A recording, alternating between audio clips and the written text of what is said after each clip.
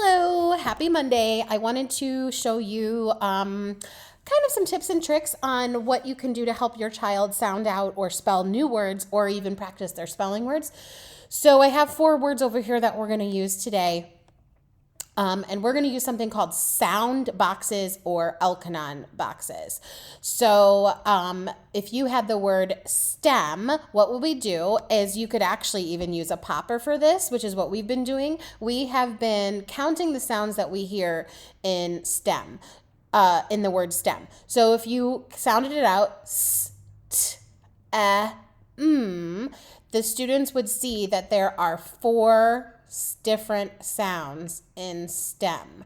And if they were using their poppet, they would have popped 4 different ones. So you've got st, And then after they've figured out that there's 4 sounds, they can then add the actual letter that makes that sound. So st, st, and then e for m, e for and then m for the last final sound. Sometimes, though, a word will have 2 letters that work together to make one sound, like in team. So they would use their poppet again, and they would notice that, oh, t, e, So they would write their t. And then for the E sound, this is where you would discuss how the E and the A work together to make only one sound. And I like to do a little heart above it because that means they have to remember that E and A can work together to make that long E sound. And then they hear the so they put it all together. So they've got team. We can do the same thing with hour. So they have the hour. So that's only 2 sound boxes.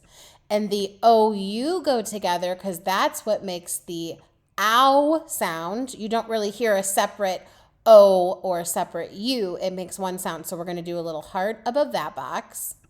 And then you'll put the or the in the last box. So hour. And then we can do the same thing for never. Now, never is a little different because it has 2 claps or 2 syllables, but we can still use our sound boxes. So if we used our poppet, we would say n, v, So we would have n for n, v.